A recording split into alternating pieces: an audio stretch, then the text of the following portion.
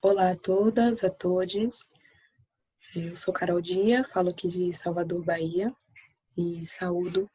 a todo mundo que me assiste aqui no terceiro Congresso Intersaberes em Artes, Museus e Inclusão. É uma alegria estar participando desse congresso de maneira virtual, juntamente com minha orientadora Marise Berta, que falará logo após mim. E, bem, nós estamos participando desse congresso com um texto, A Narrativa Poética Desobediente de Grada Quilomba, que é uma artista intelectual portuguesa, nasceu em Lisboa, mas tem suas origens em Angola e São Tomé e Príncipe. E vem atuando, né, no trânsito interdisciplinar. Seu trabalho possui dimensões híbridas entre psicanálise, que é a sua formação, e escrita, performance, artes visuais. É um artista que fez sua primeira exposição individual aqui no Brasil no ano passado, em 2019, e eu tive a alegria de poder visitar a Pinacoteca de São Paulo em setembro do ano passado e ver de perto as obras, né, da Quilomba, e a partir disso trazer um diálogo, né, entre sua obra, seu texto também. Né, nessa oportunidade do ano passado, ela lançou aqui no Brasil o seu livro Memórias da Plantação, e é possível, a partir desse texto e também de sua obra, fazer diálogos, né, com outras autoras racializadas, também brasileiras, como Lélia Gonzalez, Sueli Carneiro, Beatriz Nascimento, né, essas mulheres pioneiras dentro do pensamento da descolonização, que é necessário lembrar, saudar e retomar, né, e isso vem sendo feito, né, por pensadoras contemporâneas também, como Carla Cotirene, Jamila Ribeiro, entre outras. E nosso interesse, então, em fazer essa visita, né, essa revisita à exposição Desobediências Poéticas da Grada Quilomba, porque a sua obra ela se dentro desse contexto de imperativo de descolonização, né, de maneira muito emergente, muito forte, e porque ela fala de uma história, né, ela questiona quais sujeitos, né, foram representados dentro dessa história que é contada para nós, essa história hegemônica, que na verdade essa história ela conta a narrativa de um silêncio que foi imposto a nós enquanto sujeitos colonizados, né, sujeitas que tiveram suas vidas e têm até hoje, né, porque o passado, a colonialidade não ficou no passado, mas é algo que se estende até o presente e está presente no nosso cotidiano.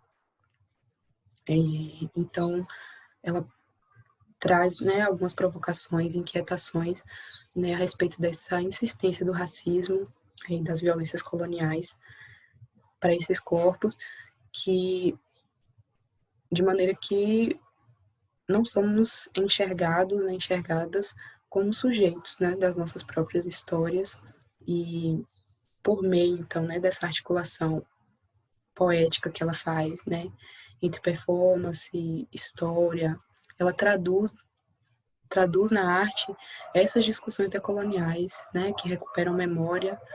né, e que demonstram na prática a necessidade, né, de buscar novas linguagens, novos imaginários e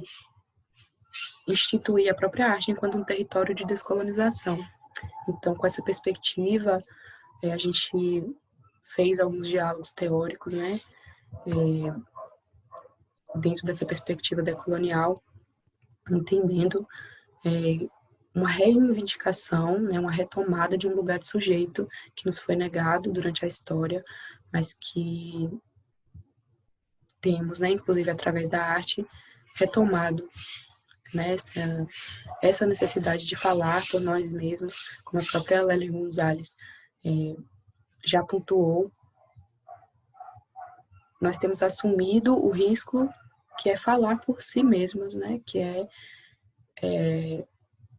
por termos sido, né, durante toda a narrativa da história colonial, termos sido faladas em terceira pessoa, como se não pudéssemos dizer por conta própria a nossa história, nós temos assumido a fala, né, o lugar de articulação entre memória, consciência e o entendimento de que a descolonização é a recusa de se deixar definir pelo olhar do outro, né, e tocar, né, expor essas feridas coloniais que não foram ainda curadas, mas que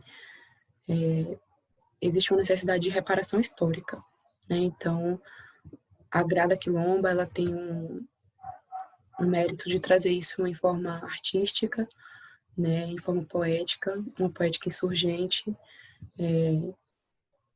que se coloca contra uma linguagem hegemônica dentro da arte, né, que traz um paradigma de experimentação de linguagens, de busca de paradigmas e de metodologias singulares e que subverte aquilo que é tradicional, né, aquilo que está imposto para nós, né. Então, esse conjunto, né, dessa obra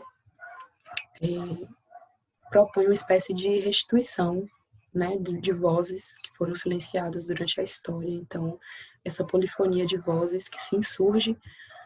atualmente contra a colonialidade, né, que foi inventada a partir de uma violência colonial. A primeira obra que revisitamos remete ao mito de Narciso e Eco, né? A revisão literária e artística proposta por Grada desse mito contempla recontar a história, né, articulando novas narrativas, novas imagens, novas sensibilidades, né, e há uma ideia de que essa história pode ser apropriada, recriada, né, e isso, dentro da perspectiva decolonial, reelaborar os mitos dados como universais, né, colocar em elementos em cena elementos que não estavam presentes, né, é um processo de transformação. Essa apropriação ela se torna transformadora, né, porque esse universal vai ganhar novos contornos específicos, né, na ideia de refundar mundos. A nossa segunda visitação, né, nossa segunda sala, vista, diz respeito a uma videoinstalação multicanal que examina com cuidado 5 palavras, né, negação, culpa,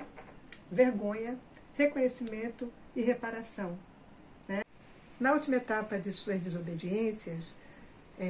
Grada nos traz a obra Table of Good, que consiste numa escultura de terra vegetal, café, açúcar e velas.